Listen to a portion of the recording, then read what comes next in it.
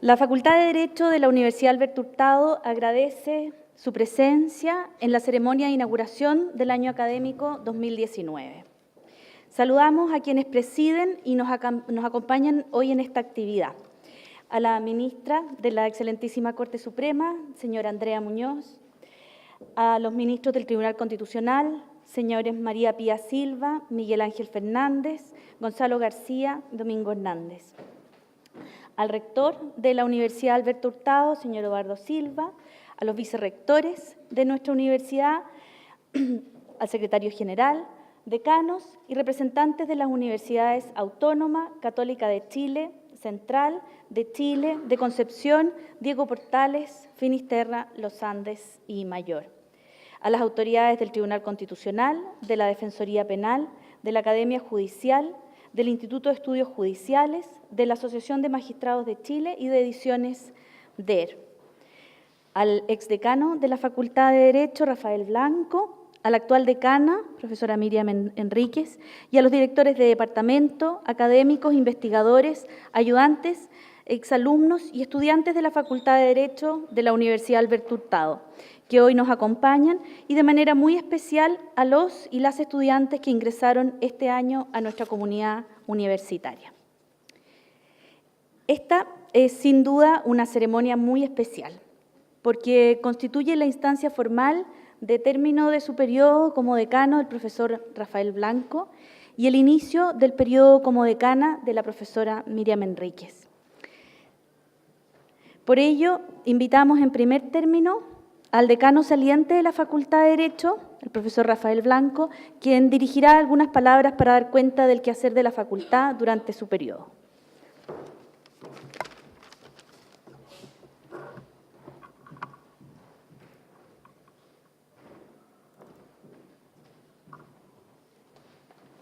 Bueno, muy buenos días, muy bienvenidos a esta ceremonia de inauguración del año académico de la Facultad de Derecho de la Universidad Alberto Hurtado.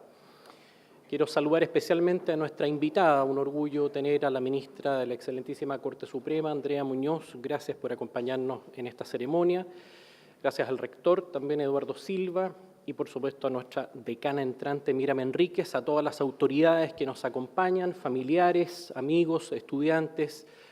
Sean todos muy bienvenidos. Voy a presentar la cuenta del periodo que me correspondió encabezar como decano de esta institución y quiero compartirlas con enorme alegría, con enorme orgullo, porque detrás de estas cifras hay equipos, hay convicciones, hay proyectos que hemos ido intentando plasmar a lo largo del tiempo y creo que lo hacemos con un enorme grado de alegría, un enorme grado de satisfacción, de servicio para la creación y consolidación de nuestro proyecto de la Facultad de Derecho. Quiero agradecerle a todo el equipo, a todos los alumnos, profesores del claustro académico, el haberme permitido servir en función de estas metas y objetivos que nos hemos trazado durante el periodo 2015-2018, estos 4 años de trabajo intenso. Gracias en lo personal también por haberme permitido servir a los distintos estamentos académicos y al rector por la confianza depositada para este ejercicio. Creo que estamos frente, que duda cabe, a un cierre de ciclo. Nos acompaña el exdecano Pedro Irureta, con quien hacia 1999 y anterior comenzamos a gestar un proceso de creación de una facultad de Derecho, proyecto que comenzó a desarrollarse a partir del año 2000, por lo tanto podríamos decir que este es el cierre de ciclo de quienes fuimos los fundadores de este proyecto junto a Max Prado y Javier Arévalo. Teníamos una enorme convicción, teníamos muchos sueños, teníamos anhelos, y en contextos, déjenme decirles, bastante adversos, porque fuimos de las últimas facultades de Derecho que se crearon en el país. Somos de las más nobles y probablemente eso generaba un natural hándicap para enfrentar y posicionarnos en el medio jurídico y académico. Quiero intentar mostrarle a través de algunas cifras lo que ha sido el devenir de estos años de trabajo en el decanato que me correspondió encabezar junto a un enorme y gran equipo de académicos, ¿no?, de coordinadores administrativos. Fue un periodo de crecimiento, que duda cabe, muy complejo, dicho sea de paso, porque tratar de honrar los enormes logros que se tuvieron en el primer periodo no resultaba sencillo, porque además enfrentábamos desafíos de segunda y de tercera generación. Sin embargo, estas cifras me parece dan cuenta de un crecimiento tanto de nuestra planta docente en este periodo, de 14 a 21, como de profesores colaboradores, de secciones. Hoy día tenemos anualmente más de 211 secciones, no están sumadas allí las cifras de la clínica, de secciones de la clínica jurídica. Administrar esto es obviamente una enorme complejidad.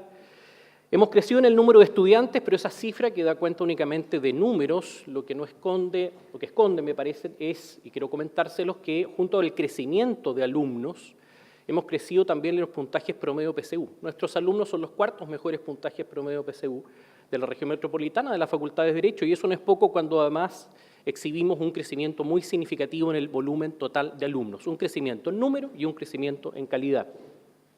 Y además un número mayor de clínicas jurídicas al servicio de parte de lo que es nuestro ethos, el servicio a los demás. Pero no solo ha crecido el claustro, no solo ha crecido el número de estudiantes, sino que además hemos servido al país honrando esta expectativa de una universidad compleja, que hace docencia, que hace extensión o vinculación con el medio y a la vez hace investigación, aporta ideas. En este periodo hemos tenido 22 proyectos Fondesit y un total de 241 publicaciones científicas, un claustro que, siendo un claustro aún en crecimiento y consolidación, y desde luego un claustro menor en número al de otras facultades de Derecho, es capaz de exhibir una creatividad, ¿no?, y una producción científica muy notable. En este periodo, déjenme comentarles, ¿no?, y lo da cuenta el informe de acreditación que presentamos, en 2 de los años fuimos la segunda facultad de Derecho con más proyectos Fondesit adjudicados y en uno de sus años fuimos la tercera.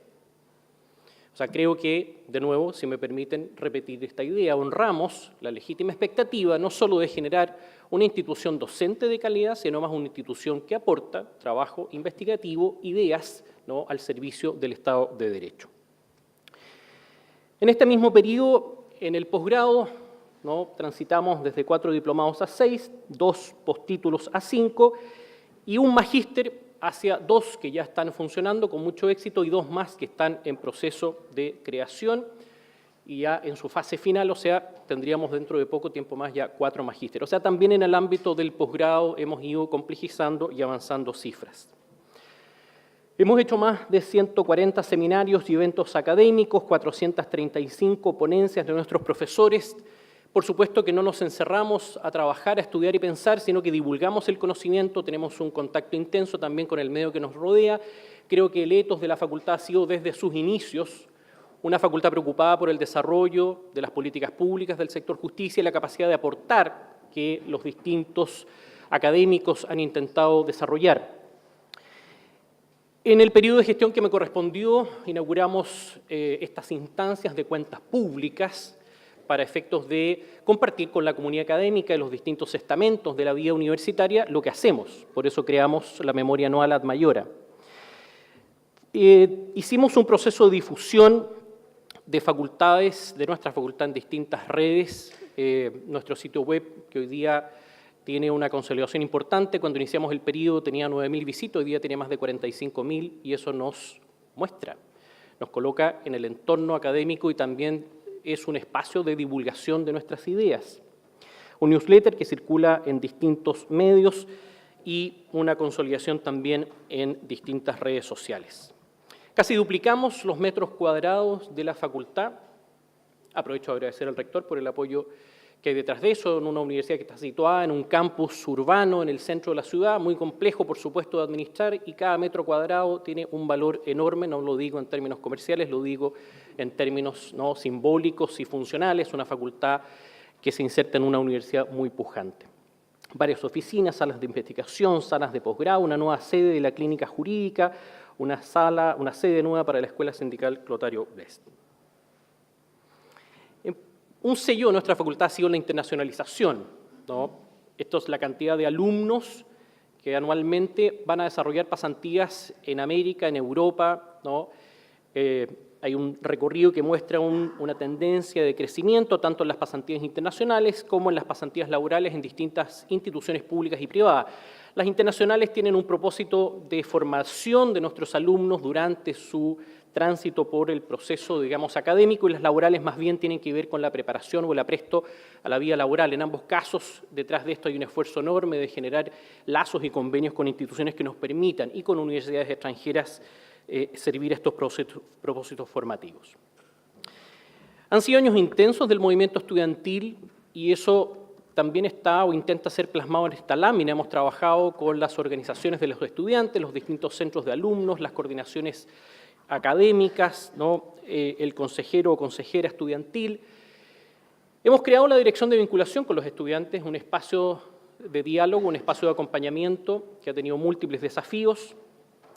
Consolidamos reuniones anuales, generacionales, con cada uno, ¿no?, de los años de estudiantes de la carrera, con el decano en una agenda libre que yo creo que ha sido muy provechosa para construir, mejorar, ¿no?, lo que intentamos hacer desde la dirección, reuniones con el centro de estudiantes, sus autoridades, la creación empujada por los estudiantes del programa de Género, Derecho y Justicia Social, que dicho sea paso tiene una integración biestamental. Durante estos años también intentamos acercarnos a nuestros exalumnos y dimos vida a la Asociación de Exalumnos y a un encuentro anual de licenciados y la cena anual de egresados. Quiero aprovechar de felicitar también a quienes están detrás de la Escuela Sindical Clotario Bles, que hemos apoyado durante este periodo, ¿no?, en forma muy intensa. Y todo esto se plasma en esta lámina, que me parece es una lámina que de lo que da cuenta es de un progreso sostenido, porque una cuestión es que nos juntemos quienes formamos parte de los estamentos de la facultad y nos digamos que bien lo hemos hecho, que contentos estamos con este proyecto, no nos ha sido fácil.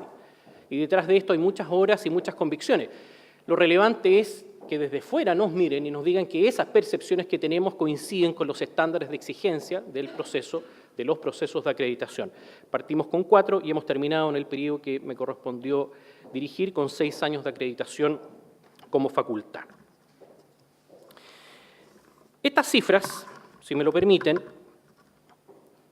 son cifras que probablemente no alcanzan a evidenciar con la suficiente fuerza el trabajo que hay detrás. Y no es un trabajo de una persona, ni de 2, ni de 5, es un trabajo de un equipo, de un claustro muy convencido de que este es un proyecto que vale la pena, que este es un proyecto que le hace bien al mundo académico, al mundo del derecho, que le hace bien al país. Es un proyecto que intenta servir, como ustedes ven, no solo a través de una genuina producción científica, sino con una docencia y una vinculación intensa con el medio. Hemos sido capaces aquí de albergar procesos de reforma a la justicia muy importantes, muy significativos, y creo que hemos aportado en todos y cada uno de ellos para mejores leyes, ¿no?, mejores procesos legislativos, en definitiva, mejores políticas públicas y un mejor Estado de Derecho. Y eso es una convicción que tenemos todos los que hemos construido este proyecto académico, una facultad de Derecho compleja en una universidad compleja. Pero esto, quiero decirlo, no sería sencillo, no sería fácil si solo nos animara una convicción académica. También nos anima una concepción de equipo. Esta facultad, de acuerdo a las cifras que la universidad tiene, es una facultad que ha sido evidenciada como uno de los mejores lugares para trabajar. Nuestros propios académicos, administrativos, profesionales reconocen que esto, en el contexto de Best Place to Work, es una de las instituciones, una de las facultades que lidera el proceso dentro de la universidad. Me parece que eso es muy significativo y que eso esconde parte del éxito de las cifras. Lo pasamos bien entre nosotros, nos cuidamos entre nosotros, nos empujamos entre nosotros. Tanto los profesores del claustro como los profesores colaboradores, estudiantes, administrativos. Quiero terminar agradeciendo, porque me parece, como diría Eduardo Silva, justo y necesario, agradecer a quienes han estado detrás de este periodo de 4 años de trabajo. A Pedro Irureta, por su apoyo, por todo el trabajo previo, ¿no?, y porque nos convenció este grupo inicial de fundadores de que este proyecto era un proyecto que realmente valía la pena. Gracias a Macarena Rodríguez, nuestra directora de carrera, el verdadero motor de la facultad, detrás de nuestros éxitos. A los directores de área, a Rodrigo Coloma, en la Dirección de Investigación, que está detrás de los éxitos de esas cifras en materia de publicaciones y fondos, al igual que a Claudio Agüero. Todo ese trabajo de vinculación con el medio, de extensión, gracias a Hugo Rojas, enorme académico, gran amigo, gracias también a Camila Lagarini y a María Paz Valdivieso. Hemos crecido en el posgrado, sin duda, y eso ha sido también de la mano del profesor Juan Luis Modolel. Gracias, Juan Luis, por el trabajo desarrollado. Gracias a Tito Fernández en el trabajo de dirección de vinculación con los estudiantes. Fue destacado en el proceso de acreditación, creo que es un logro tremendo y enormemente complejo. Esta es una facultad, no lo quise mencionar porque es un detalle de la casa, pero somos quienes tenemos mejores resultados económicos siempre de cara a las exigencias que naturalmente hace el nivel central. Detrás de eso también están los procesos de trabajo de Salomón Serrano. Muchas gracias, Salomón. A nuestro coordinador académico, Alexander Docmac, tremendo apoyo, un estudiante, exalumno, ayudante del Departamento de Procesal, coordinador académico, brillante en su gestión. A todos los directores de departamento, solo permítanme hacer un énfasis en algunos, por el esfuerzo, Miriam Enríquez en el Departamento de Derecho Público, Luis Emilio Rojas en el Departamento de Derecho Penal, enormes logros, tanto en el pregrado como en el posgrado, Lilian San Martín en el Departamento de Derecho Civil, tremendo logro también para nuestra facultad, un crecimiento maravilloso, y Leonardo Moreno en el Departamento de Derecho Procesal, entre otros. Al equipo administrativo, Kitty Flores, Lucía Mancilla, María Paz, Camila, sin el apoyo de Kitty, con quien llevamos muchos años, ya más de 20 trabajando juntos, mucho de esto no habría sido posible. Muchas gracias por tu apoyo, Kitty, en todo este proceso. Al claustro académico, a Enrique Rajevich, Mauricio Vaquero, Alfredo Ferrante, Cecilia Latorre, Rodrigo Barría, a los directores de los programas, Franz van der Schoeren y Rosa María Olave. Creo que hay un enorme equipo detrás de esto, una enorme satisfacción, una satisfacción que en lo personal me parece que nos pone en una enorme disposición para celebrar aquello que realmente hemos venido a celebrar hoy día. La asunción para este nuevo periodo de Miriam Enríquez, una brillante profesora de una carrera académica impecable, espectacular, una gran amiga, una gran colaboradora, que le deseamos el mejor de los éxitos. Cuentas con este servidor para todo este periodo y desde luego a todo este claustro académico que está involucrado en este proceso. Gracias a todos y todas por este periodo de trabajo bien logrado, por este ambiente que hemos creado y por este proyecto que consolidamos. Muchas gracias a todos.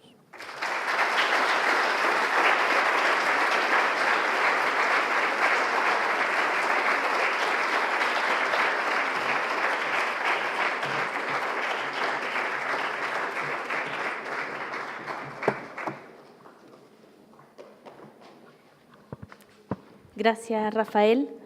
A continuación, la nueva decana, profesora Miriam Enríquez, se dirigirá a nosotros para entregar los principales lineamientos que ha definido para su periodo a cargo de la facultad. Gracias, Miriam.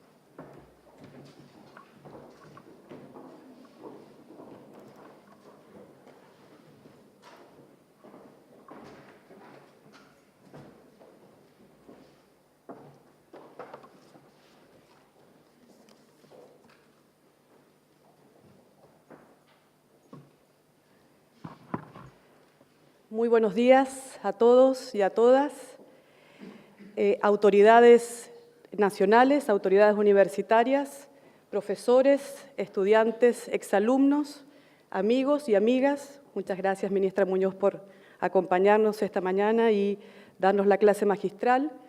Es un honor para mí estar con ustedes hoy.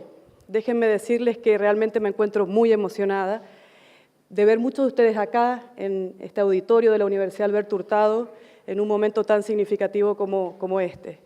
De alguna manera, cuando uno tiene esta oportunidad, estos grandes momentos, advierte que tienen antecedentes en experiencias previas y por sobre todas las cosas se construyen a propósito de probablemente la participación de muchos de ustedes, personas muy queridas en este tipo de contextos.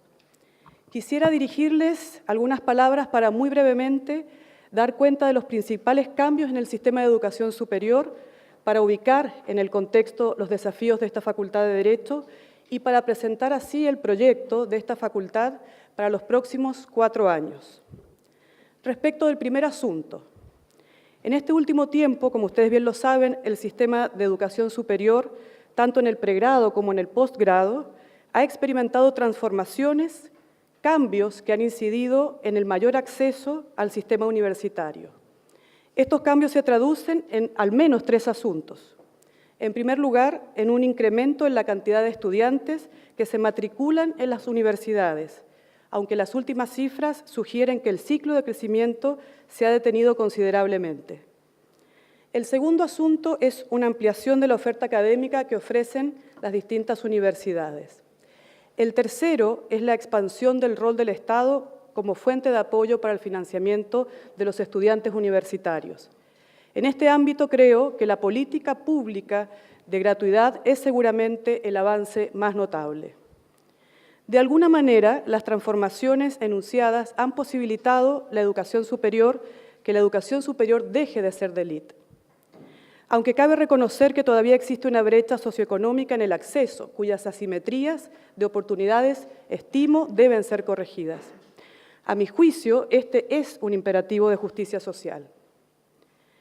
Si este es nuestro contexto, aunque someramente descrito, los principales 4 desafíos que debiera asumir nuestra Facultad de Derecho, pensando en aquello en lo que aspiramos, pensando en aquello en lo que soñamos convertirnos, son adaptar la formación jurídica, consolidar el crecimiento de posgrado, generar nuevo conocimiento y nuevo capital humano avanzado y articular los ámbitos de nuestro desarrollo, de nuestras actividades, para que el pregrado se fortalezca.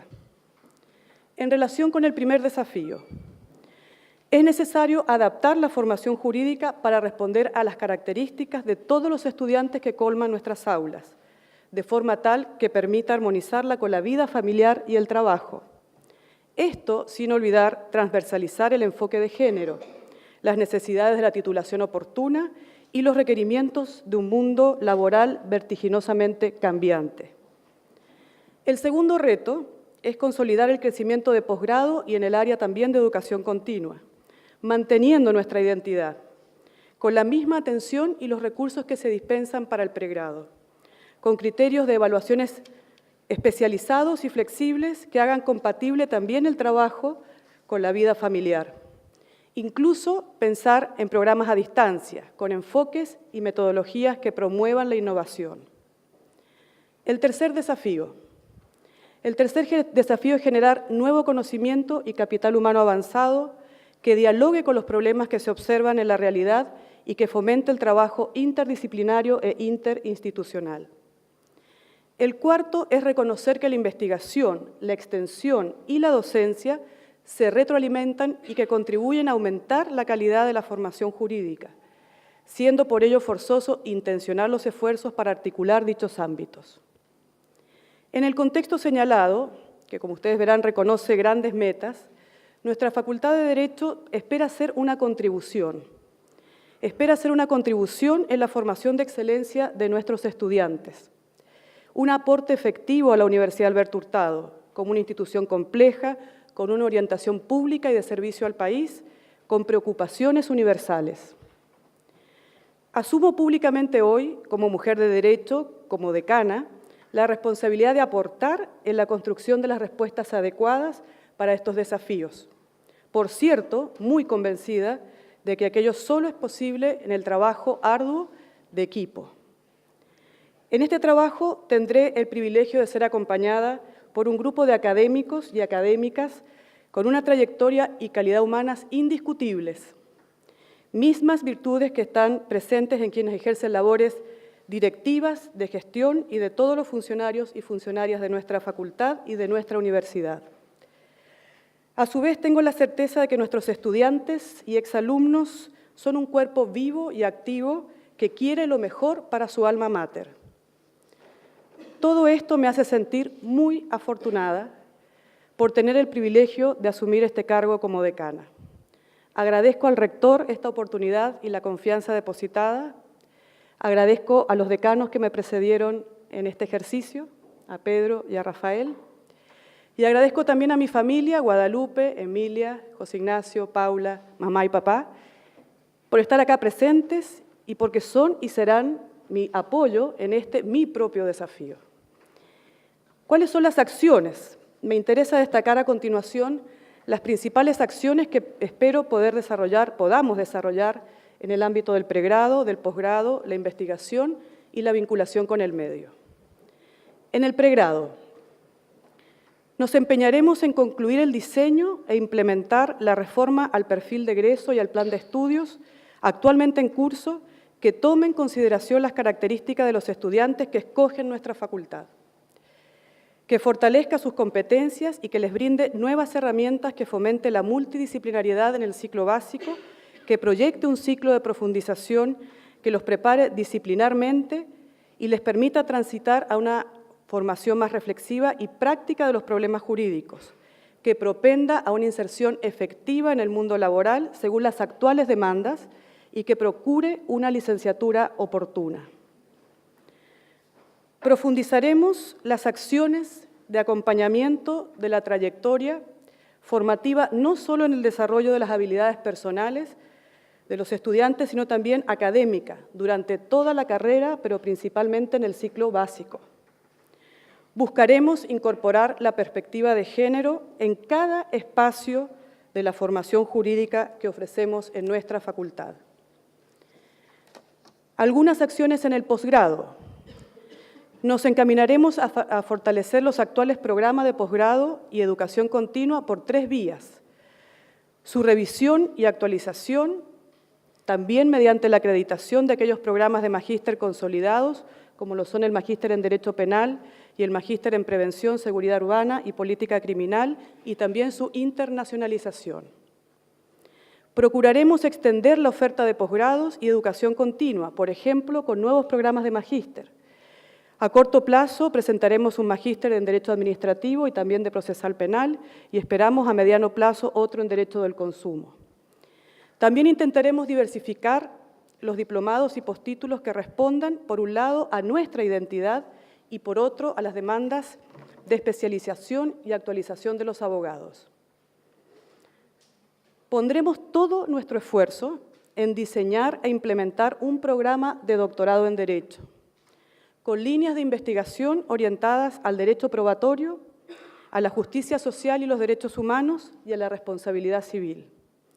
Nuestro doctorado en Derecho buscará formar expertos, investigadores de primer nivel en las áreas recién definidas. Este espacio de formación de capital humano avanzado estará a disposición de nuestros exalumnos, de nuestros profesores y de todo jurista. Esperamos alcanzar en él una calidad que incluso nos permita atraer a doctorandos extranjeros. En investigación, buscaremos estratégicamente fortalecer los resultados de investigación, tanto en el volumen de las publicaciones como en el impacto, y en la adjudicación de proyectos financiados con fondos externos e internos. Lo anterior tanto respecto de los profesores de jornada como respecto de los profesores colaboradores y ayudantes. Propiciaremos la formación de grupos de investigación al interior de la facultad, así como de equipos de investigación interdisciplinarios e interuniversitarios, para incrementar el aporte e importancia de la investigación de los problemas complejos, tales como las reformas judiciales, el género y la diversidad sexual, la seguridad urbana, la memoria y los derechos humanos, la mediación y la resolución de conflictos, entre otros asuntos. Implementaremos el proyecto de una revista como una publicación científica del programa de doctorado en Derecho, con formato electrónico conforme a los criterios exigidos para una pronta indexación científica. Desarrollaremos e implementaremos centros de investigación que potencien las líneas más consolidadas de investigación que, según nuestra política de investigación vigente, son el derecho probatorio, la justicia social y los derechos humanos, además de la responsabilidad civil. Procuraremos también vincular los resultados de investigación con la formación de pregrado, por ejemplo, incentivando a los profesores investigadores para que su labor se traduzca en productos que incrementen la calidad de la educación y la docencia en el aula, y también mediante la formación de academia de ayudantes y de semilleros de investigadores. En relación con la vinculación con el medio, Priorizaremos aquellas actividades de extensión que tengan mayor impacto en los temas relevantes nacionales, que dialoguen más fluidamente con la formación de pregrado y supongan esfuerzos colectivos. Buscaremos ampliar y diversificar los vínculos con instituciones prestigiosas extranjeras que repercutan en la formación de pregrado a través de las pasantías de investigación de estudiantes e intercambios, de la proyección de las actividades de extensión, la realización de pasantías laborales en el sector público y privado internacional, y también la generación de redes de contacto y colaboración. También definiremos la incorporación de nuevas áreas de atención de las clínicas jurídicas, propiciaremos el litigio estratégico y el trabajo en red con otras clínicas jurídicas e instituciones. En síntesis, pretendemos brindar una formación de calidad, y esta calidad no puede ser considerada en abstracto. Esta calidad tiene que ser alineada y consistente con la misión de nuestra universidad. La misión de nuestra universidad es servir a la sociedad, proyectando la tradición de educación jesuita a nivel nacional e internacional por medio de la investigación, de la docencia y la vinculación con la sociedad, entregando una formación integral para nuestros estudiantes. Debemos ser capaces de contribuir en el ámbito de las ideas, pero también en el ámbito de las acciones. El conocimiento sirve para entender cómo funciona el mundo, pero ha de servir también para brindar esperanza a las personas marginadas y defender a las víctimas de la injusticia. Termino con un llamado, porque la facultad de la que nos enorgullecemos, esa que contribuye a su universidad, esa que contribuye a nuestro país, requiere de la confianza, el liderazgo y el compromiso de todos nosotros, exalumnos, estudiantes, funcionarios y profesores, de todos los que somos parte de este proyecto y de quienes hoy también nos acompañan. Por eso, los invito a sumarse a este esfuerzo. Muchísimas gracias.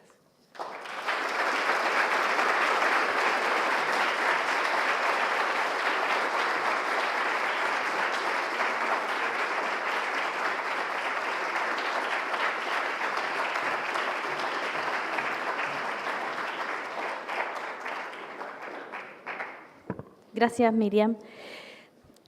La inauguración del año académico es una tradición que se remonta a la Edad Media, cuya finalidad es celebrar el inicio de cada año lectivo con una conferencia magistral de un intelectual destacado o destacada. Esta tradición se mantiene en las universidades confiadas a la Compañía de Jesús en el mundo. En esta ocasión hemos querido invitar a la ministra de la Corte Suprema de Justicia, señora Andrea Muñoz, para que dicte la lección inaugural de la Facultad de Derecho de la Universidad Alberto Hurtado en el año 2019. La exposición se titula Enfoque de género en el acceso a la justicia. La magistrada Andrea Muñoz es abogada, juez de la Corte Suprema desde el año 2014, siendo previamente durante 8 años abogada integrante de la Corte de Apelaciones de Santiago. La ministra Muñoz ha destacado también por su importante actividad académica, siendo secretaria académica, decana subrogante, miembro del Consejo de Facultad y académica del área de Derecho Civil de la Universidad Diego Portales.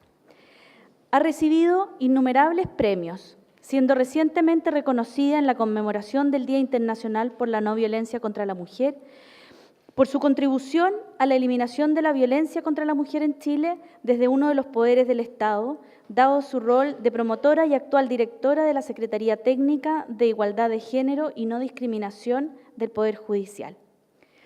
Agradecemos la venida y la presentación que nos hará la ministra.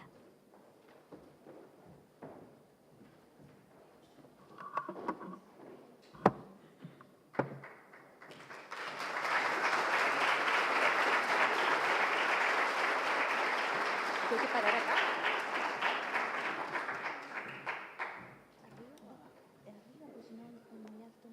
Soy chica. Gracias.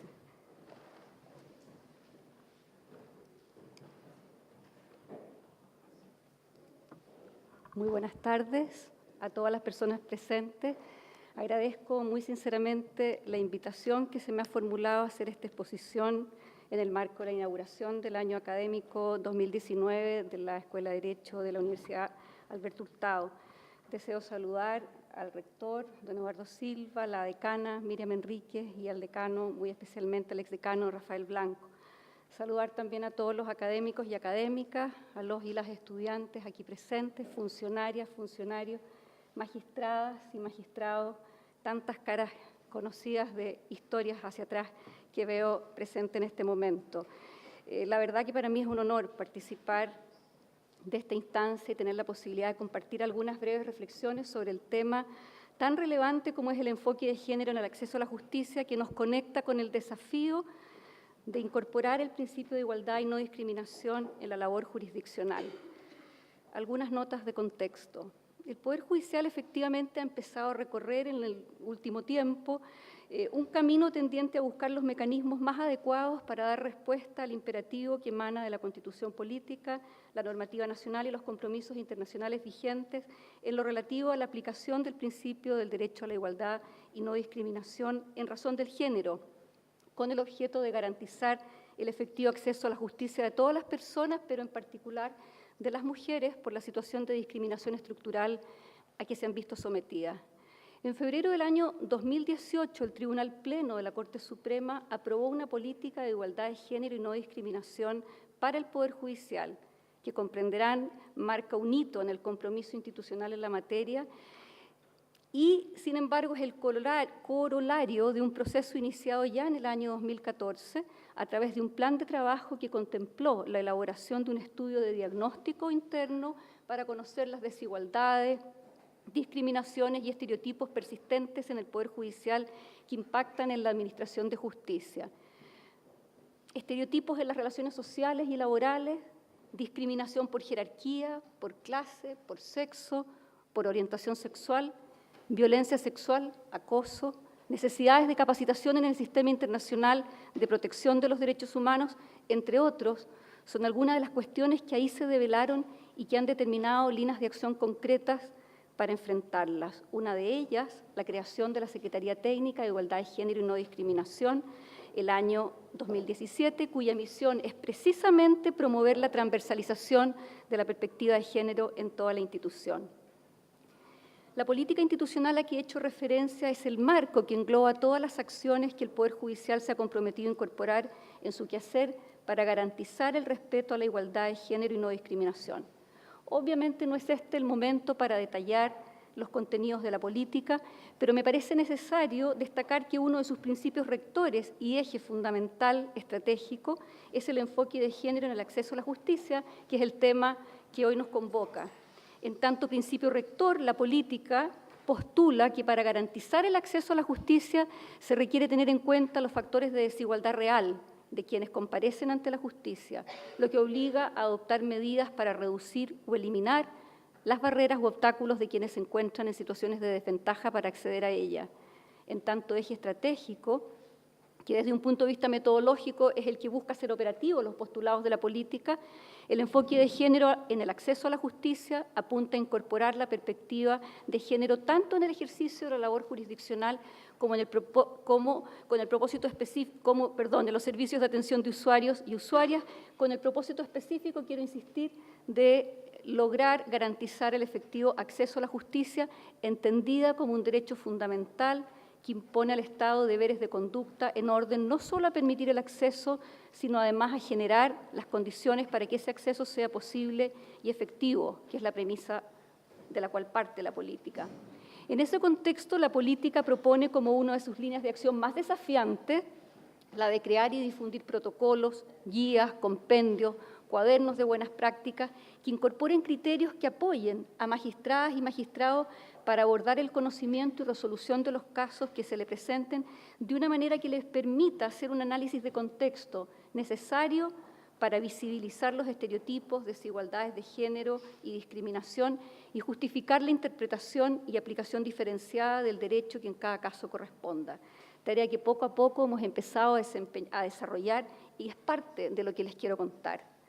Finalizo este breve contexto institucional señalando, como lo he hecho en múltiples oportunidades, que creo sinceramente que el Poder Judicial, a través de esta política, que expresa un compromiso fundamental debiera ir progresivamente ejerciendo un rol transformador para erradicar la desigualdad por motivos de género en nuestra sociedad, lo que contribuirá a avanzar hacia un país más igualitario, inclusivo y respetuoso de los derechos humanos de todas las personas. Entremos en materia. El derecho en su esencia no es estático, cambia al ritmo del pensamiento y de las realidades que pretende regular, y con ello también cambian los conceptos, su alcance, contenido y hasta la forma misma en que ha sido concebido. Lo anterior constituye un reto para la magistratura, así como para todos los operadores y operadoras de justicia y para la formación de los abogados y abogadas, que no solo debe mantenerse al tanto en estas transformaciones, sino que además debe comprenderlas, debe ajustar sus decisiones con el fin de garantizar el acceso a la justicia y la plena protección de los derechos humanos reconocidos y garantizados por el ordenamiento jurídico a todas las personas sin distinción. Si bien el derecho a la igualdad y la no discriminación son principios conocidos por todos aquellos que imparten justicia, el volver a ellos desde la perspectiva de género implica, por una parte, comprender el fenómeno de la discriminación y el impacto de las decisiones judiciales cuando deben lidiar con ella, y por otra, se traduce en la obligación de desarrollar una particular forma de análisis sobre cómo se deciden los casos que involucran a personas que han sido históricamente marginadas y discriminadas sobre la base de criterios tradicionales que tienden a invisibilizar justamente aquello que ha sido relevado por el Sistema Internacional de los Derechos Humanos, la condición de vulnerabilidad de ciertos grupos sociales. Quisiera comenzar planteando una pregunta que pretende llamar la atención acerca del tema que hoy nos convoca. ¿Cuál es la relevancia del enfoque de género para el acceso a la justicia? Más concreto, ¿es la incorporación de una perspectiva de género como parámetro de igualdad relevante para la legitimidad del derecho, particularmente para el ejercicio de la labor jurisdiccional? Para intentar una respuesta me gustaría describirles brevemente algunos casos que el derecho ha tenido que abordar con distintos resultados.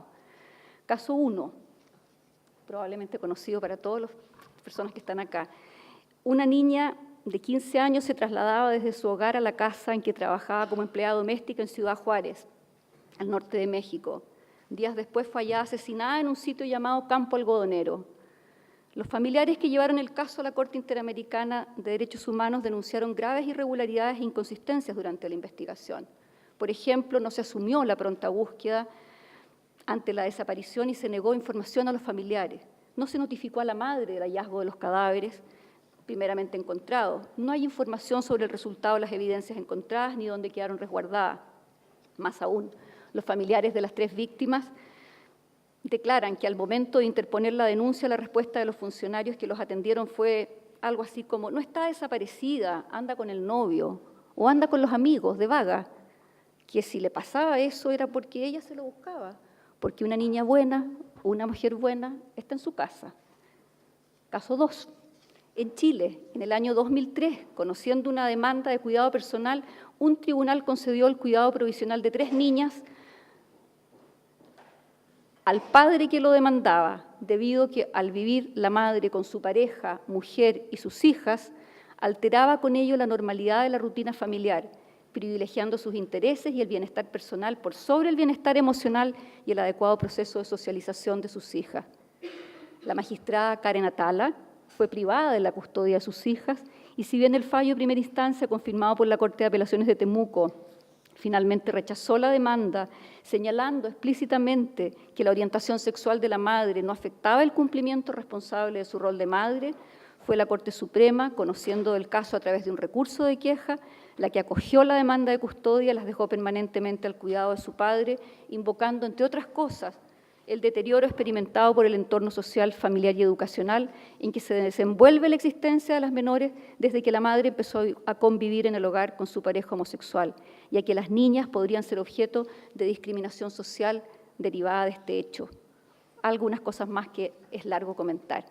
Caso 3, también en Chile, en la 9ª región, a fines del año 2016, una mujer con 32 semanas de embarazo y con diagnóstico de preeclampsia, es trasladada a través de diversos centros médicos a fin de que su urgencia sea atendida y pueda nacer su hija.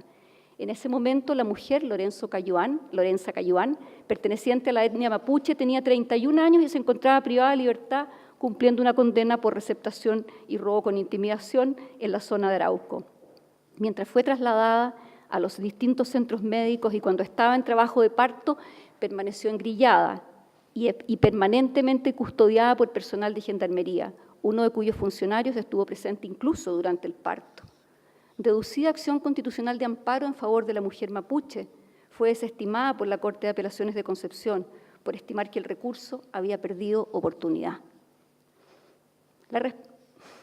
Pese a la diversidad de los hechos, ¿existe algún factor común, les parece a ustedes, en la forma en que los sistemas de justicia abordaron la situación de estas mujeres? Pensemos, la niña, adolescente, empleada doméstica, pobre de México, la magistrada chilena, lesbiana y sus hijas, la mujer mapuche, privada de libertad, ¿fueron tratadas de manera justa, con respeto a su dignidad y derechos por el sistema de administración de justicia? La respuesta a estas preguntas a mí me parece abrumadora. Todas fueron discriminadas y los respectivos sistemas nacionales de justicia actuaron con toda su fuerza para perpetuar dicha desigualdad. Intentaré demostrar a lo largo de esta presentación, que espero no los canse demasiado, intentaré demostrar que hoy la incorporación de la perspectiva de género como parámetro de igualdad es clave para la legitimidad del derecho y en especial para garantizar el acceso a la justicia de todas las personas, cualquiera sea su condición. Para abordarlo voy a dividir lo que me queda de exposición en 4 partes. En primer lugar, haré algunas referencias al principio de igualdad y no discriminación. En segundo lugar, analizaré la importancia de comprender el acceso a la justicia como un derecho fundamental. En tercer lugar, reflexionaremos sobre el significado de la incorporación de una perspectiva de género en el ejercicio de la función jurisdiccional, los estereotipos y el impacto de las decisiones judiciales. Y bueno, si me queda tiempo, hablaré algo sobre interseccionalidad y cerraré intentando ver cuál es la respuesta a los casos que acabamos de mencionar que dio la Corte Interamericana y luego la Corte Suprema de Justicia chilena. Créanme que es un gusto en realidad para mí y también un desafío poder compartir estas reflexiones en un auditorio como este. Respecto al principio de igualdad y no discriminación, las preguntas sobre qué es la igualdad, o más concretamente, quiénes son iguales y en qué sentido, son de antigua data y han estado en el corazón de numerosas luchas a lo largo de la historia. Nadie podría cuestionar que vivimos en un mundo esencialmente diverso. Todas las personas somos distintas, no solo en nuestra apariencia física, sino como pensamos, amamos, en nuestra forma de expresarnos y comprender el mundo, entre otras cosas. Las discusiones sobre igualdad se dan en distintos planos, en lo filosófico, en lo político, en lo económico, en lo normativo. Ahora bien, la pregunta es, ¿de estas diferencias en el mundo de lo natural deben colegirse necesariamente diferencias a nivel jurídico? ¿Cuándo y por qué se justifican? ¿Cuándo son admisibles estas diferencias? La verdad es que la definición de quiénes son iguales está fuertemente ligada con las concepciones culturales sobre la condición humana imperante en cada contexto. Si en el pasado era aceptable indicar que las personas no eran tales por su color de piel o eran titulares de derechos en menor grado a partir de su sexo, la mujer casada, hoy no existe un soporte jurídico, pero sobre todo no existe un soporte ni moral ni cultural para amparar tal distinción en el trato. Hoy, sin lugar a dudas, llamaríamos a tal acto una discriminación, es decir, una distinción en el trato arbitraria y proscrita, tanto en el derecho chileno como en el derecho internacional de los derechos humanos. En ese sentido, el derecho internacional de los derechos humanos ofrece a la magistratura una guía de los principales consensos de la comunidad internacional, contenidos en normas y principios acerca de aquellos motivos por los cuales no está permitido discriminar y aquellos donde cierto tipo de distinciones sí estará justificada o bien será necesaria e imperativa. Desde luego, el sistema internacional de los derechos humanos ha sido creado y funciona sobre la premisa básica de la igualdad entre todas las personas, por lo que los principios de no discriminación y de igual protección de la ley sirven como bases fundamentales de los instrumentos normativos del sistema internacional de protección. Tenemos, por una parte, la Declaración Universal de los Derechos Humanos, ¿verdad?, que establece que todos los seres humanos nacen libres e iguales en dignidad y derechos, y que junto con condicionar el ejercicio y goce de los derechos, una cláusula que prohíbe la discriminación, establece el derecho a la igualdad ante la ley y la igual protección en la ley. Luego, tanto el Pacto Internacional de Derechos Civiles y Políticos, el Pacto Internacional de Derechos Económicos, Sociales y Culturales, como la Convención Americana sobre Derechos Humanos consagran normas específicas en el mismo sentido que en la Declaración Universal para garantizar el principio de igualdad y no discriminación. Pero por otra parte, además de estos instrumentos que acabamos de mencionar, el compromiso de la comunidad internacional con la promoción y protección de los derechos humanos de las personas que han experimentado discriminación estructural, en especial la situación de las mujeres, ha ido progresivamente creciendo. Y al respecto es posible identificar dos etapas. La primera, marcada por el desarrollo de instrumentos internacionales específicos, CEDAW, Convención de Belém do Pará, y una segunda que tiene por objetivo lograr la transversalización del enfoque de género. En los años 70, y en virtud del importante aporte de la teoría feminista al derecho, se constató la necesidad de una protección específica para las mujeres en el ámbito del derecho internacional de los derechos humanos.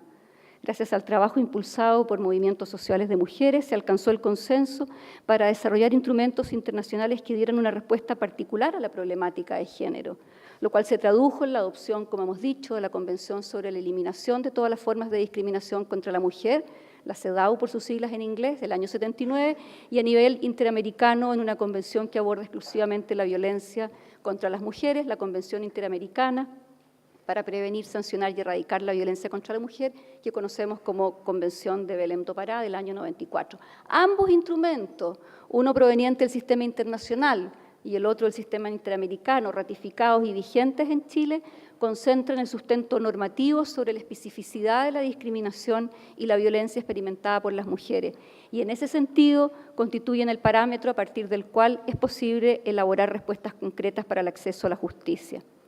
Esa fue la primera etapa. La segunda etapa tiene su origen en los años 90 y fue por ahí por el año 93, con la Declaración y Programa de Acción de Viena aprobada por la Conferencia Mundial de Derechos Humanos, donde realmente se universalizaron los derechos humanos y se dijo en forma expresa que los derechos de las mujeres son derechos humanos.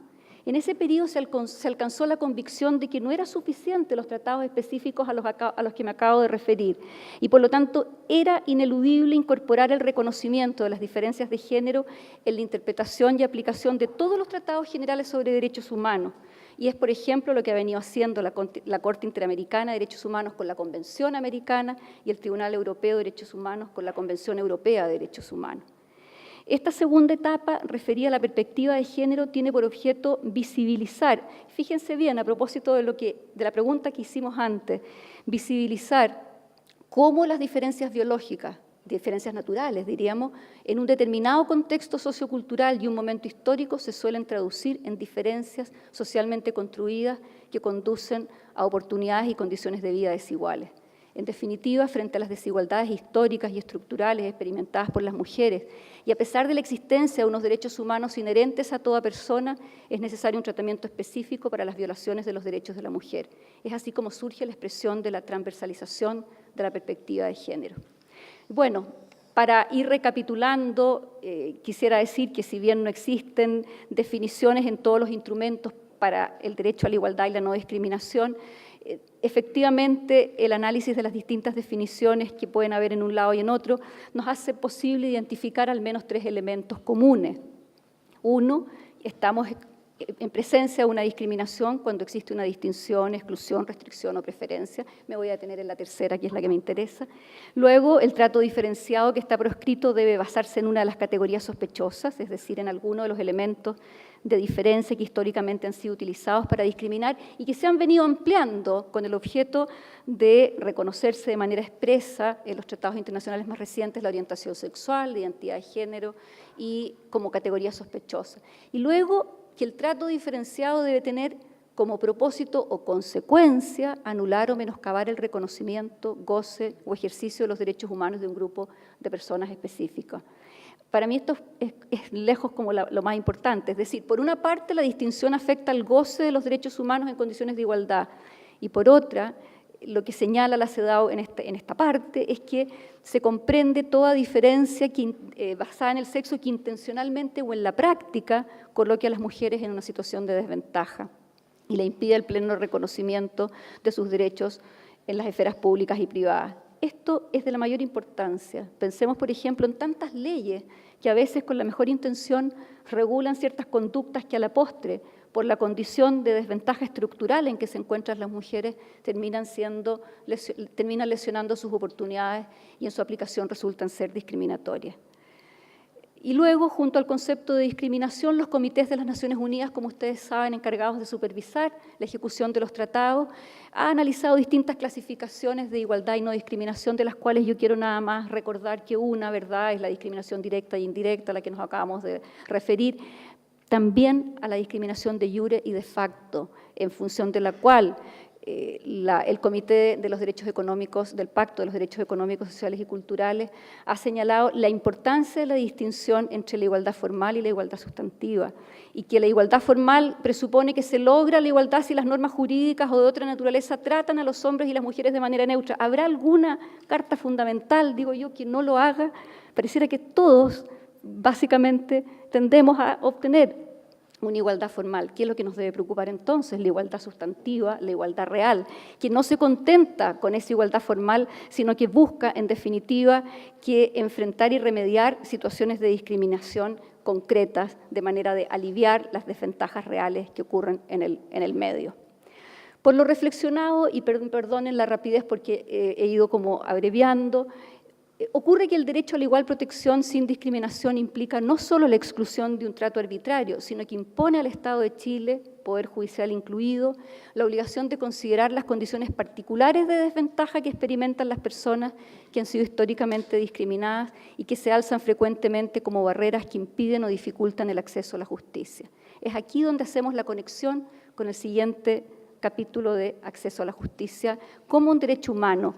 Tanto en el sistema universal de los derechos humanos como en el sistema interamericano se consagra el derecho de las personas de ser oídas y de contar con recursos judiciales en condiciones de igualdad. Estos derechos conforman lo que se ha reconocido como el derecho de acceso a la justicia. Así, en el ámbito interamericano, el derecho de toda persona a ser oída se encuentra establecido en la Convención Americana sobre Derechos Humanos y supone, por un lado, un ámbito formal y procesal que supone asegurar el acceso con las debidas garantías al órgano competente que determinará el derecho reclamado, y por otro, un ámbito de protección material que implica garantizar la capacidad del procedimiento para producir el resultado para el que fue concebido. Por su parte, el artículo 25 de la Convención exige que los recursos que los Estados suministren a las víctimas de una violación de derechos humanos sean efectivos, fíjense, a los fines de determinar si ha ocurrido dicha violación y proveer lo necesario para remediarla. Por lo tanto, los Estados tienen la obligación de garantizar a toda persona el acceso a la administración de justicia y a que el recurso, entendamos más propiamente las acciones que se prevean, permitan lograr, entre otros resultados, el juzgamiento de los responsables y la obtención de una reparación para el daño.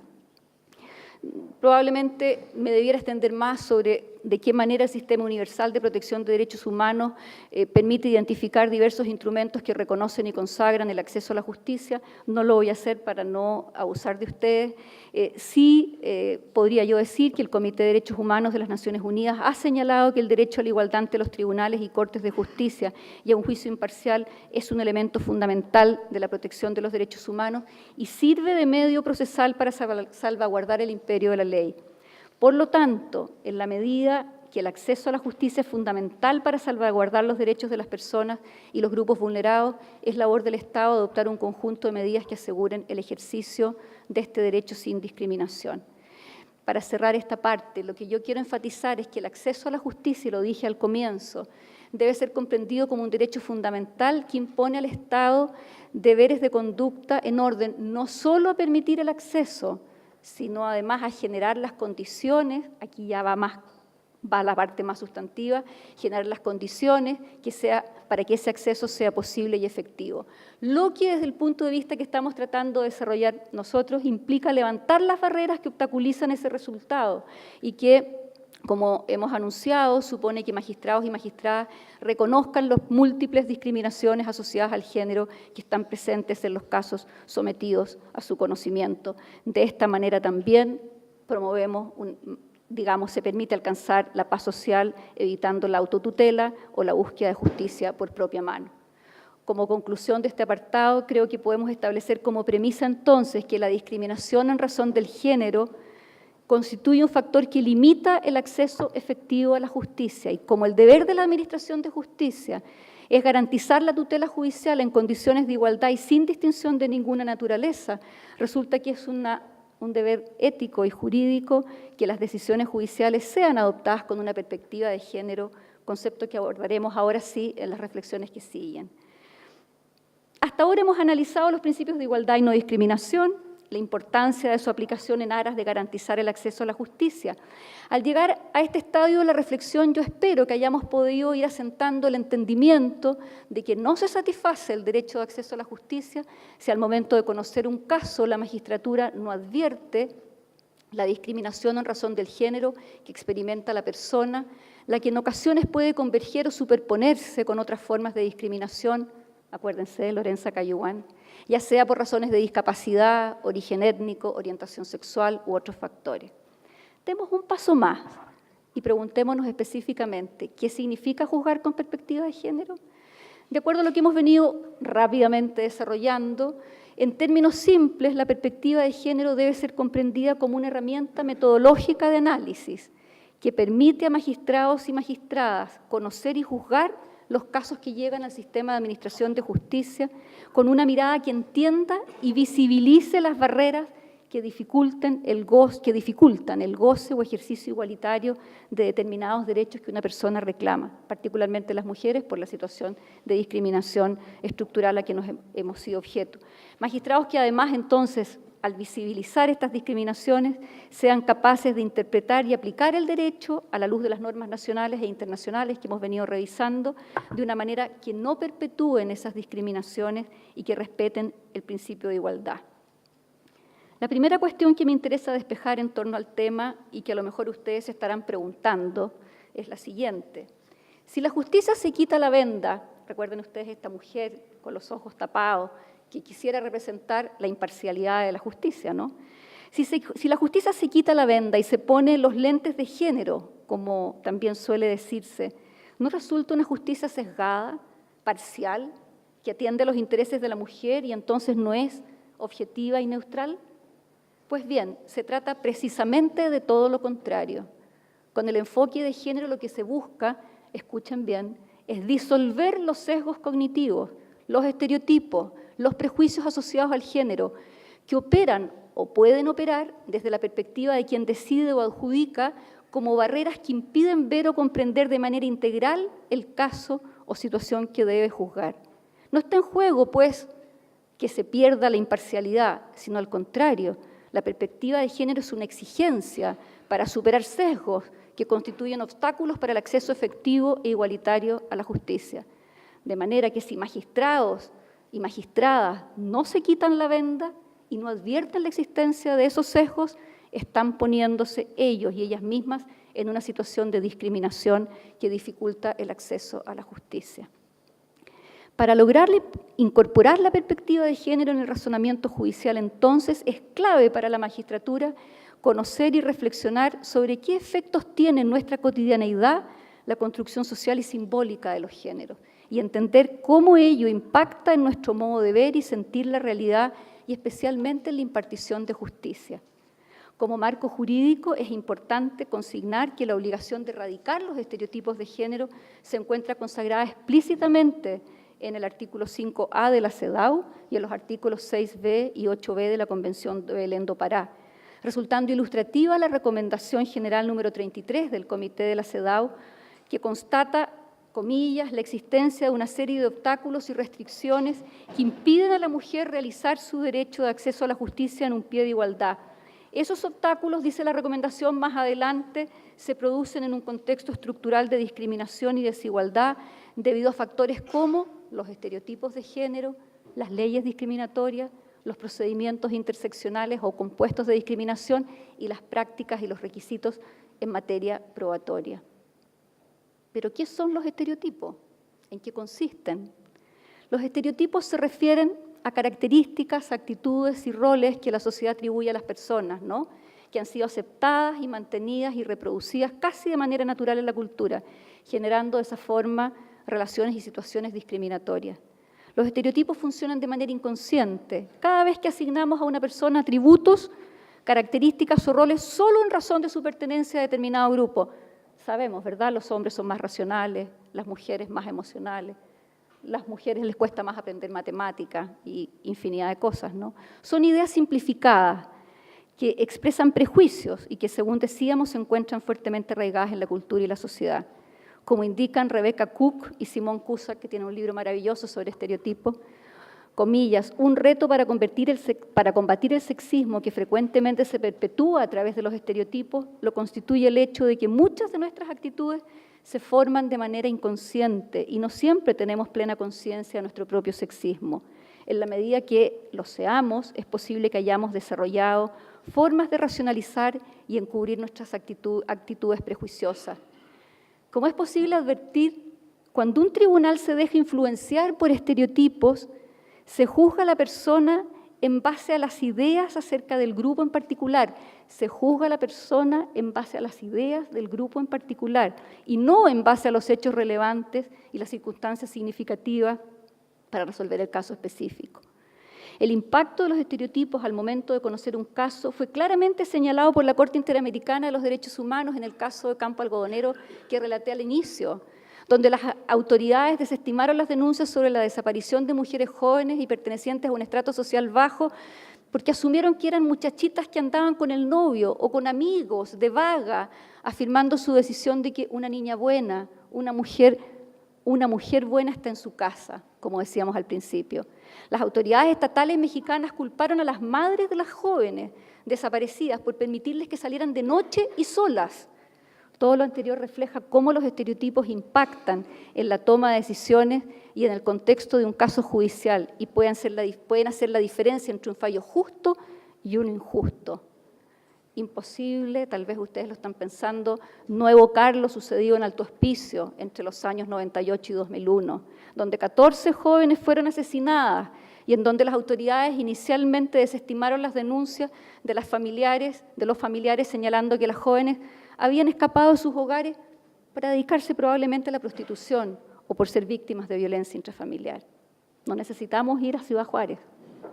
Por eso, resulta de vital importancia tomar conciencia sobre el impacto de las decisiones judiciales en la vida de las personas y la comunidad y la enorme responsabilidad que pesa sobre juezas y juezas en la erradicación de los estereotipos. Es de suma relevancia esta obligación, ya que aún, fíjense, en los estereotipos que son caracterizados tradicionalmente como benignos, por ejemplo, el de la buena madre, ¿qué podría tener de malo? El de las mujeres como buenas cuidadoras, concepciones que en todo caso provienen del supuesto de la mujer ideal para la sociedad tradicional, que aparte de ser bella, debe ser pura, virtuosa, etc. Estos estereotipos benignos pueden generar también discriminación y justificar situaciones de violencia. La mujer efectivamente, el marido frente a una mujer que tiene que representar todo aquello en contra de las mismas mujeres. Del mismo modo que los roles y estereotipos asociados a lo que significa ser padre o madre, por ejemplo, pueden afectar también los derechos del padre en una situación determinada en un juzgado de familia, privándolo del cuidado de los hijos o de la relación directa y regular por los estereotipos respecto a lo que significa ser padre y significa ser madre. En definitiva, la magistratura debe estar atenta para advertir y evitar los estereotipos de género que distorsionen su percepción de los hechos de una causa, que afecten su visión sobre quién es víctima en una determinada situación o influencien su opinión sobre la credibilidad de un testigo o la aplicación de una determinada atenuante, por nombrar algunas situaciones posibles. Pese a la hora, yo les pediría que me dejen profundizar un poco en un tema que es muy importante para comprender esto. Probablemente una de las dificultades para comprender esta tarea que venimos analizando es que se refiere a aspectos del razonamiento judicial o del ejercicio jurisdiccional menos abordados en la cultura jurídica y en la formación de los abogados y abogadas. Me refiero a la cuestión de la prueba o de la valoración de la prueba. Por regla general, como reflexionaba con agudeza la profesora Daniela Catino en un seminario que realizamos en Valdivia sobre buenas prácticas para incorporar la perspectiva de género en las sentencias del año pasado, por regla general, decía Daniela, se hace mucha dogmática en las carreras de derecho, pero ocurre que antes que conocedores del derecho, los jueces y las juezas son conocedores de hechos, de realidades, y sabemos poco sobre cómo se razona sobre los hechos, de manera que cuesta comprender cómo esos sesgos a los que antes nos referíamos inciden en el razonamiento probatorio. Una herramienta básica del razonamiento probatorio, por ejemplo, son las generalizaciones empíricas, lo que conocemos como las máximas de la experiencia, que nos permiten valorar, por ejemplo, la credibilidad de un testigo. Sabemos en general de qué cosas depende la credibilidad. Por ejemplo, a qué distancia se puede reconocer a una persona, cuánto tiempo un recuerdo puede permanecer en la memoria, etc. Y con todas esas herramientas, los jueces y juezas pueden ir valorando un testimonio concreto. Pero como se trata de generalizaciones empíricas, puede que estén cargadas de prejuicios de género que no sean válidos empíricamente.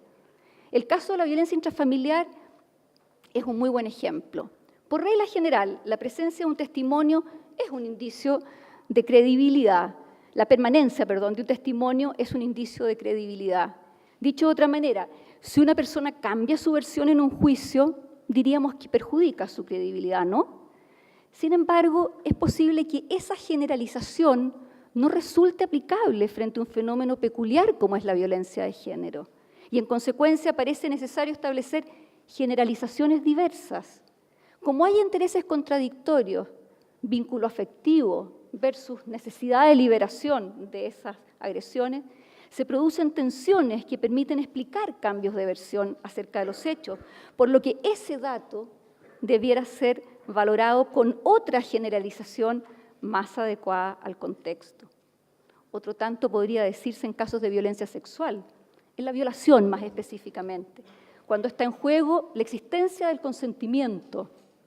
En estos casos, la historia sexual de la víctima parece ser muy importante para dar fiabilidad a las declaraciones de la denunciante. Incluso más, al parecer, un historial de sexualidad activa sugiere consentimiento. También en estos casos se utiliza la resistencia física como un indicio o negación de consentimiento, como si no bastara una negativa verbal, como si al no haber resistencia física la mujer en el fondo estuviera esperando que la convencieran. ¿No hay un sesgo de género en aquello? Claramente, en esas situaciones se reproducen sesgos de género para valorar cuestiones de credibilidad que de alguna manera, ¿no les parece a ustedes?, dicen relación con el estereotipo de la castidad femenina. Ese es el desafío entonces, poner a prueba esas generalizaciones, discutir si están sustentadas en evidencias que se refieren a los contextos particulares en que se suscitan casos de violencia sexual. Quiero compartir con ustedes, a propósito de lo que venimos explicando, un caso reciente que a mí me parece notable y que proviene del Tribunal Europeo de Derechos Humanos, en adelante el Tribunal Europeo, cuya sede está en Estrasburgo, Carvalho Pinto de Sousa Moraes, con Portugal, que terminó por sentencia de 25 de julio de 2017. Los hechos. Una mujer de 50 años de edad se efectuó una cirugía en 1995, lo que le genera graves consecuencias ginecológicas a consecuencia de un error médico, entre ellas intensos dolores, incontinencia urinaria y dificultades para mantener relaciones sexuales. Demanda por negligencia médica y en octubre de 2013 una corte portuguesa condena al hospital a pagar 80.000 euros como compensación por el sufrimiento físico y psicológico de la solicitante y cerca de 16.000 para solventar los gastos de una empleada doméstica que la ayudara en sus tareas diarias. Apelada a la sentencia por el establecimiento hospitalario en 2014, la Corte Suprema Administrativa de Portugal redujo la compensación a la mitad, aduciendo respecto al sufrimiento psicológico de la mujer, comillas, que a su edad el sexo no es tan importante como para alguien más joven. ¿Qué les parece? Y en relación a la ayuda en sus tareas diarias, determinó que, comillas, era poco probable que necesitara una empleada doméstica a tiempo completo en ese momento, ya que considerando la edad de sus hijos, solo necesitaba cuidar de su esposo. La mujer reclamó ante el Tribunal Europeo, sosteniendo que hubo discriminación hacia ella por su edad y sexo. El Tribunal Europeo consideró que había habido violación del artículo 14, que es la prohibición de discriminación, conjuntamente con el artículo 8, que es el derecho de respeto de la vida privada y familiar de la Convención Europea de Derechos Humanos, y destacó que al parecer los factores determinantes en la decisión habían sido el sexo y la edad de la solicitante, y que además esta había estado basada, comillas, en la suposición general de que la sexualidad no es tan importante para una mujer de 50 años y madre de 2 niños, en relación a alguien de edad más temprana.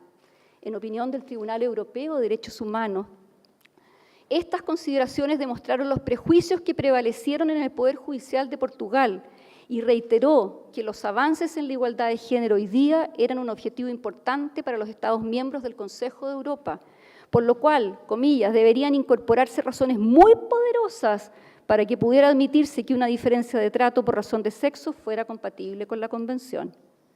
La cuestión que quiero destacar aquí, más allá de las consideraciones sobre la edad o el sexo en sí misma, es el supuesto, léase generalización, léase estereotipo, de que la sexualidad no es tan importante para una mujer de 50 años y madre de 2 niños, como dijo el Tribunal Europeo.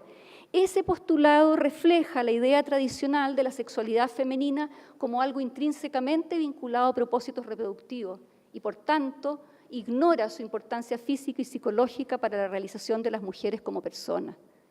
La decisión del Tribunal Europeo también se fundamentó recordando otros 2 casos similares que ocurrieron en Portugal en 2008 y 2014, que afectaban a hombres y que, al igual que María Moraes, también sufrieron complicaciones médicas. Ante esos 2 sucesos, el Tribunal Supremo portugués dictaminó que el hecho de que ya no pudieran tener relaciones sexuales con normalidad había afectado su autoestima y les había provocado un tremendo shock mental, sin considerar su edad y si tenían o no hijos.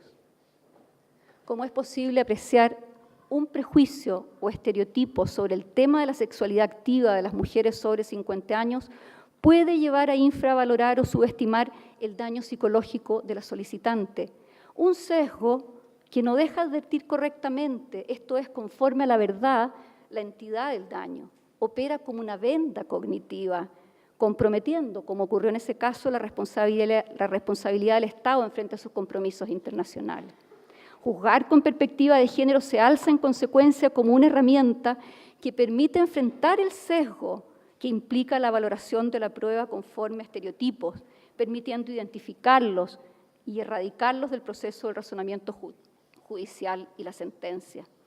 En este punto me permito destacar el trabajo desarrollado por la Secretaría Técnica de Igualdad de Género y No Discriminación de la Corte Suprema, que en cumplimiento de una de las líneas de acción de la política a la que me refería al comienzo, elaboró con el apoyo de 2 expertas internacionales y en el contexto de un proyecto financiado por un programa de cooperación de la Unión Europea, un cuaderno de buenas prácticas para incorporar la perspectiva de género en las sentencias, documento que busca orientar a los jueces y juezas en la incorporación de elementos básicos para el análisis de los casos y su contexto, como escenarios en el que se manifiestan estereotipos, desigualdad y discriminación.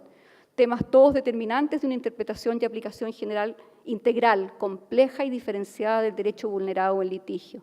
En el capítulo 3 del documento se presenta lo que se denominó una matriz de análisis, que es una guía con la cual se pretende facilitar la tarea de juzgar con perspectiva de género, ofreciendo una serie de criterios que servirán de ruta reflexiva en el proceso de emitir decisiones judiciales. No tengo tiempo para desarrollar aquí el detalle del contenido del cuaderno Buenas Prácticas, pero solo les comento que en él se recogen, por ejemplo, en materia de valoración de la prueba, algunas de las reflexiones que hemos hecho aquí en relación al abordaje de la violencia de género. Si ustedes están interesados, pueden examinar y bajar el documento que está en la página web de la Secretaría Técnica. En definitiva, si los hechos así lo determinan, el análisis con perspectiva de género debe ser aplicado en la sentencia, aun cuando las partes involucradas en el caso no la hayan contemplado en sus alegaciones, y también debe guiar el ejercicio argumentativo de quienes imparten justicia para que puedan materializar los tratados internacionales en realidades concretas y generar respuestas en derecho efectivas a nivel nacional. Voy a terminar con 2 palabras, refiriéndome nada más a la interseccionalidad, porque me interesa para vincularlo con el caso Lorenza Cayuán, señalando que la diversidad de movimientos de mujeres contemporáneos fueron poniendo en el tapete la necesidad de reconocer que en ocasiones pueden converger o superponerse en una persona múltiples formas de discriminación, ya sea por razones de discapacidad, de origen étnico, de orientación sexual o en otros factores. Cuestión que configura una situación especial, que no tiene una respuesta adecuada si se considera alguna de esas cosas por separado, sino que deben considerarse conjuntamente género y pobreza, género y orientación sexual, género y etnia, lo que obliga a adoptar medidas especiales para evitar la violación de sus derechos humanos. Es aquí donde se inscribe esa tercera línea de clasificación que hablaba de reconocimiento de la clasificación de discriminación, que hablaba de interseccionalidad. Este enfoque aparece en forma muy evidente en el caso de Lorenza Cayuán, que es esta mujer mapuche privada de libertad y que embarazada de 8 meses, recorrió 72 kilómetros de distancia, engrillada, en ambulancia, sufriendo contracciones y que dio luz a su hija en esas mismas condiciones y en presencia de un funcionario de gendarmería. Aquí me quiero, en el fondo, reivindicar con esa sentencia que había sencillamente no hecho lugar al recurso de amparo porque había perdido oportunidad. La Sala Penal de la Corte Suprema chilena en el año 2016, revocando el fallo en alzada, señaló que en este caso hubo discriminación por ser mujer y mapuche y aplicó el derecho internacional, la Convención de Belém do Pará, y claramente señaló que se estimaba que en este caso hay una situación paradigmática de interseccionalidad en la discriminación, donde se observa la confluencia de factores entrecruzados de discriminación que se potencian e impactan negativamente en la amparada. Sería largo, pero si a ustedes les interesa, el motivo 14 y el motivo 15 explican cómo la mujer, en definitiva, fue con 2 ciclistas o motoristas siendo seguida con un cartel que decía «Ojo, comunera mapuche». Era una persona que no tenía alta peligrosidad, sin embargo, fue estigmatizada de esa manera. Entonces dice, esta recibió un trato injusto, denigrante y vejatorio, dada su condición de mujer, gestante, parturienta, privada de libertad y perteneciente a la etnia mapuche, lo que en forma innecesaria puso en riesgo su salud y vida, así como la de su hija. Todo ello en contravención de la normativa nacional e internacional. No voy a molestarlos más con un cierre que tenía pensado explicando cómo la Corte Interamericana había acogido las reclamaciones en el ámbito del campo algodonero, que es una sentencia preciosa porque es clásica, castiga la pasividad del Estado, la negligencia de las autoridades en la investigación, o como en materia de la discriminación por orientación sexual de Karen Atala hace otro tanto. Solamente decirles para terminar que espero que con las reflexiones que hayamos hecho ustedes comprendan que la inclusión de la perspectiva de género en la Administración de Justicia, que está intentando ser asumida por la institución a la que yo pertenezco, busca brindar un soporte permanente y claro a las decisiones judiciales para lograr fallos libres de sesgos y estereotipos que garanticen un acceso efectivo a la justicia. Su incorporación permitirá a la función judicial interiorizar el respeto por los derechos humanos de las mujeres y de igual manera conducirá al mejor cumplimiento de los compromisos internacionales que el país ha adquirido, de manera de contribuir desde el ámbito de nuestras competencias a la construcción de una sociedad más justa. Muchas gracias.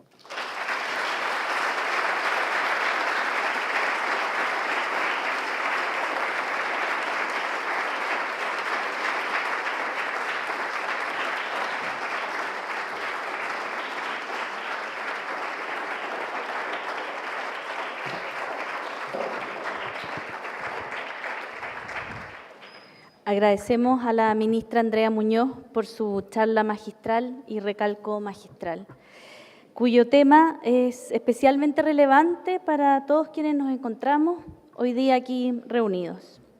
A continuación, voy a dejar con ustedes a nuestro rector, Eduardo Silva, quien nos dirigirá algunas palabras. Palabras muy breves. 2 palabras para decir gracias. Es justo y necesario agradecer a todas nuestras visitas, ministros, autoridades, decanos de otras facultades. Su cariño, su interés, su reconocimiento nos honra. Doy las gracias en nombre de la universidad y como rector. Y agradecer también a la Facultad de Derecho el enorme aporte que le hacen a esta universidad. Rafael casi nombró uno por uno a los académicos de la facultad. Agradecer a los académicos, a los administrativos, a los estudiantes que hoy día nos acompañan. Agradecer muy profundamente a Pedro Irureta, decano fundador. Agradecer todos los logros que hemos podido llevar a cabo gracias a tu gestión, Rafael. Agradecer tus propósitos, tus sueños. Una sola reflexión. Está muy claro lo que la Facultad de Derecho le aporta a la Universidad Alberto Hurtado. Habría que preguntarse qué le aporta al Alberto Hurtado a la Facultad de Derecho. Lo dijo Miriam, queremos servir al país desde una determinada tradición. La Universidad Jesuita de Chile pertenece a una tradición educativa de la Compañía de Jesús, que hunde su nacimiento hacia el siglo XVI, pero quiero decir que esta tradición educativa hunde sus raíces en la tradición judeo-cristiana. La fe cristiana necesita de la razón, porque si no se vuelve una superstición. Necesitamos ser purificados para que esta fe sea razonable, sea comunicable. Por eso la comunidad cristiana necesita de las universidades y la tradición ignaciana las ha provisto. Pero la razón también necesita de la fe. Necesitamos ampliar la mirada, sacarse las vendas de nuestras disciplinas para incluir lo que normalmente nuestras disciplinas no incluyen. Para vernosla con el pasado, una de las disciplinas con las que contamos es la historia. Esta universidad tiene un departamento de historia y esa disciplina, y con esa historia tratamos de auscultar lo sucedido y ser fieles a lo que ha pasado. Pero para vernosla con el pasado, no solo requerimos de la historia, necesitamos también de la memoria. La memoria de la tradición judeocristiana pone su acento para relevar la historia de los pobres, la historia de las víctimas, la historia de los marginados, la historia de los discriminados. Jesús se identifica, Dios se identifica con una víctima pobre. Historia y memoria, cada uno en su sesgo, pero esa perspectiva da profundidad. Termino, para vernosla con un pasado traumático o un presente traumático, necesitamos del derecho, necesitamos de la justicia. Y la justicia le da a cada cual lo suyo y a ese crimen, ese castigo. Y sin embargo, para el pasado traumático presente, también puede servir el perdón. Justicia y perdón. Justicia y amor. Alberto Hurtado tenía muy claro que la caridad comienza donde termina la justicia. No suplantamos justicia en nombre de la caridad, no pasamos gato por liebre, justicia. Y sin embargo, existe el perdón, existe la alegría, existe el amor. Esa articulación entre justicia y amor, entre justicia y perdón, nos habla que quizás algunas de nuestras sanciones pudieran ser un poquito más humanas. Y tenemos un largo camino en ese sentido. Me alegra mucho que la crítica que se genera y la autonomía en generar esa crítica de esta Facultad de Derecho sea inspirada por las convicciones. Ministra, usted nos ha dado hoy día una de esas convicciones, la perspectiva de género, para ampliar nuestra mirada de justicia. Muchas gracias.